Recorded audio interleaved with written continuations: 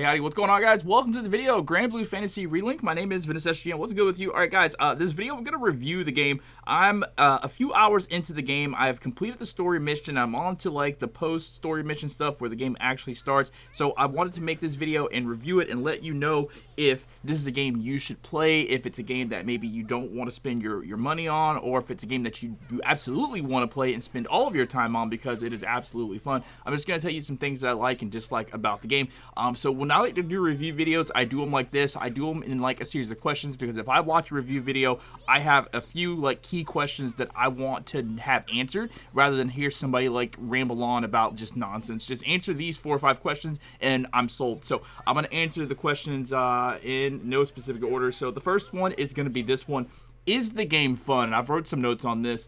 The first one, fights where the game switches your character, your chosen character, out for different ways of fighting to fit the story, not really quick time events. So there are, and I'm going to try not to give too many things away, spoilers for you, but there are times in the story mission where you have to fight and the game will switch you out so you fit the storyline, not exactly like change like to you have to use this character because this is where they are in the story. It's not like that. It's like whatever you do in the story, it's pretty much like an anime. You're watching an anime and whatever happens in the anime, you get to control what happens. And every time that they've done that so far, it's been fun. It's not like in other games that I've played where it's like, oh, they're making me not use my character. I don't want to use Mary Jane Watson right now because she sucks. You know, it's not like that. Every time they've made me use something else and play, it's been super fun. And I kind of like, it leaves you with the feeling of, man, I want to do more of that. Can I go back and do that again? Which thankfully they do allow you to go back and play certain chapters again so you can relive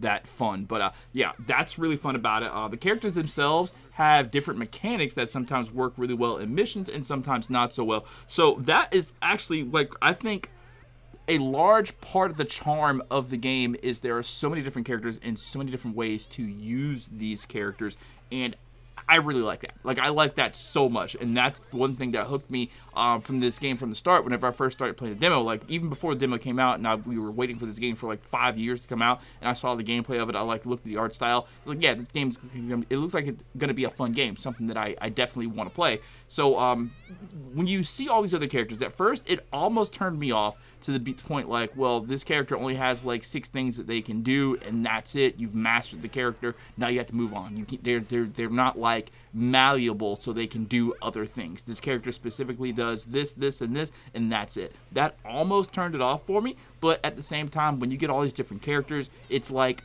almost like when you're playing like a gacha game, and you get a new character, you have to like you get to experience like the game anew because you're using something brand new. So that's kind of how it feels. So that's why I'm not in like a super hurry to just rush through every character, learn how to use every character, because I want that fun to sort of remain as long as possible. I don't know how well it's going to fit out with me making YouTube videos on characters though, so definitely check out those videos when I do make them. Alright, anyways, moving on. Doing online missions with friends and randoms and trying to get the most honors out is always a fun challenge. Yeah, that's the one thing that absolutely sold me playing the demo, is doing those online missions and trying to be better than somebody else with the character that I like to use.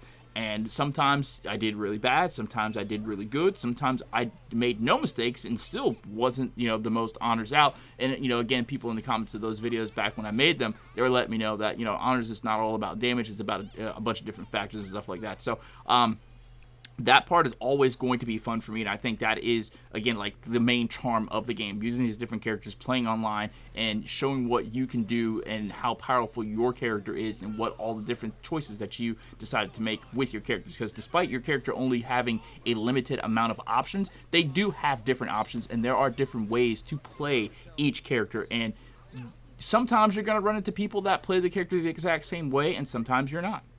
All right, moving on to the second thing, what sucks about the game? Now, that's one question that I have to know, and that's one question that all these review YouTubers, they always leave out what sucks about the game. And they won't be brutally honest. I'm going to be brutally honest and tell you what sucks about this game. The first thing that sucks about this game is not being able to switch your character during a quest. Listen, I can't tell you how ass that is. All right, I'll be honest with you, and that may be a deal breaker for you. It may be a deal breaker for somebody else. If you already got the game and you've played it, let me know how you feel about that. Do you think they dropped the ball on this? Because every RPG game that has come out since like 2015, you get to switch your character in between like whatever. Like you're fighting with this character, you can press a button and switch over. Like even the most basic like Sword Art Online game allows you to like switch your character out, I think, and you can't do that in this game, which I think that sucks. And they need to make an update to where you can, because how much more fun would it be if I'm in the middle of a match and I'm using,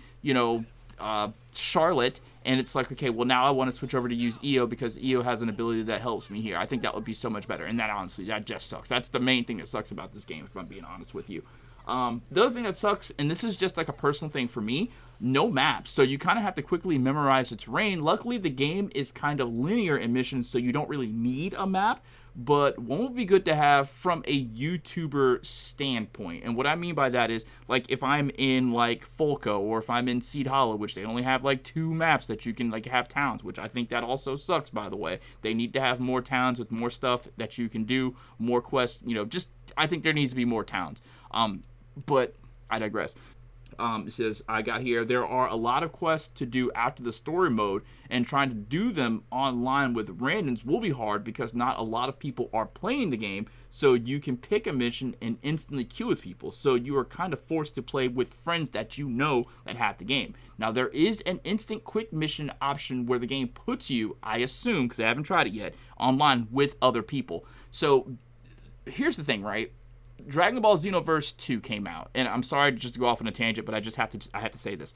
So Dragon Ball Xenoverse 2, it was kind of crazy, right? Because you had literally 19 million missions if you ever played Xenoverse 2, and every time you do a mission, you're probably going to queue up with somebody, because there were a lot of people playing Xenoverse 2. Even to this day, a lot of people are still playing it, and you may get people to help you on missions. I don't know how many people are still playing Xenoverse 2, but back, in its first year or so, didn't matter which mission you did, you queue up, you're going to get some help. People are doing it because there were that many people playing the game. I don't think there are going to be that many people playing this game with as many missions as there are. So I've tried to play online a couple of times so far, not, completing the story mode or getting further in the post game, and every time that I've tried to queue up for a mission, it's not been like the demo. I have not queued up with anybody randomly. It's always been me waiting to like get in a game, and it says, yeah, no people, do you want to try again? So I think that absolutely sucks. So if you don't have friends playing with you with this game, your best bet is to probably just play offline and try to do your missions that way. And then I don't know, like, if there's going to be like a community thing where people are going to be like, well, this is the things that community members do most. They do the boss missions. Because I was thinking, like, the boss missions are going to be probably the most like used because they're the easiest to do. So you might get people in the boss missions, but these random like little horde missions or survival missions, yeah, you can cancel Christmas. You're not going to get any people unless some breakthrough happens. They lower the price of the game and then everybody starts playing it. But that part pretty much sucks. I don't know what sucks worse, not being able to change characters or that, but that sucks. Okay, so number 3 I have down here, is it just another Tales game? Now, I put that down there because somebody typed that in the comments of one of my demo videos, and I was like, yeah, the game, I have it, I'll just read it. It says, sadly, yeah, it does feel like a lot like Tales of Arise. I have Tales of Arise, but here's the thing, though. I didn't finish Tales of Arise. I actually stopped Tales of Arise because I didn't like the game. I didn't like the game. I didn't like the characters. I didn't like the way you had to go into like a fight instance, and I didn't like the game. I just didn't like it. This game I liked. I finished the story mode. I would have liked for a longer story mode for sure, but I'm glad that they cut it off when they did, and then we have all this post-game content. I like this game, and I like the characters. It's it. Tales didn't have a quest counter quite like this. Now, I do believe there was some sort of quest counter in Tales of Arise, if memory serves, where you got to play with Kirito or something like that from Sword Art Online. So I don't know. I don't think it had a quest counter quite like this, quite like the Xenoverse thing. Tales didn't have a quest counter like this. I like the Xenoverse feel. The quest counter has, because it gives longevity to the game, an easy DLC implementation. So with something like this, they can easily like DLC it and give you more quests at the quest counter. And I think that is when you're going to get the most people online playing, when you have 4 or 5 missions that's DLC, everyone's doing this DLC, so you're going to get paired up with people. So I think that's really cool. Number 4, is there PvP? no PvP, but playing online with people, you are competing against them for honors. So I know that's going to rub some people the wrong way, but hey, there's a dedicated RPG community that will enjoy this. But I know the PvP people, they're going to be like, okay, yeah, this sucks. Okay, number 5, how's the story? Is it worth the time? Yes, didn't really care for the Tales of Arise story, so this one is better. It's on par with the Scarlet Nexus as far as storytelling, and they make you care for the characters. The story is only 10 chapters long or so, and they are quick and cinematic and give you a sense of power. Cinematic, I can't say that word. Yeah, the story mode, fantastic. I absolutely enjoyed every second of the story mode. There was not one part of the story mode where I was bored. It got to the point where I was doing a story, and I'm telling you the God's honest truth, I did not want to go to sleep because I wanted to see what happened next. Not as much as I wanted to go to the town and see if I can get some more upgrades, whatever. The story was that interesting because I assume that this story is directly derived from the anime, and any story that is derived from the anime into the video game, it's going to be a good story because it's already been published as an anime. So I think that they got it from anime. I'm not exactly sure, but regardless of whatever the case may be, this was a really well-told story in the game, and like I said, I lost sleep because I wanted to see what happened next. I literally had to force myself to go to sleep because my brain was hurting and my eyes were hurting. I had to go to get some rest. I had to finish the story later. So, great story. Number 6, I have here, this is the last one. Is the after-story content fun? I have down 100% yes. If you like unlocking things, grinding to get stronger weapons, different weapons, then this is the game for you because you get to unlock multiple weapons for over a dozen characters, 15 or 16 characters, I do believe, and you have to learn how to use each weapon properly with each character because each weapon has a trait that coincides with different sigils, essentially allowing you to make specific builds for each weapon or, in solo mode, a specific build team.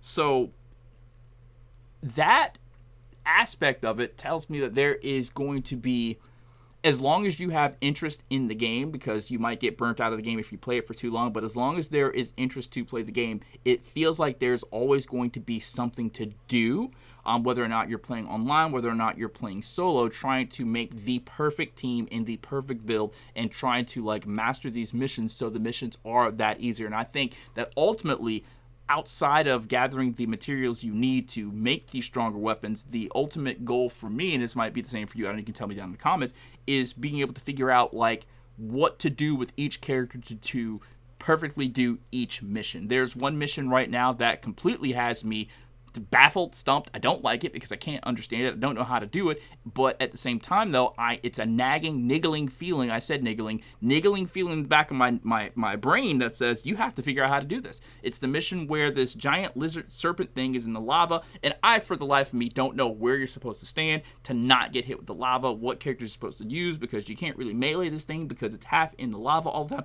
I don't know. Stuff like that makes you want to figure it out, those puzzles, those problems, those questions. I think that's what this game excels in, and that's what you're going to probably spend most of your time doing.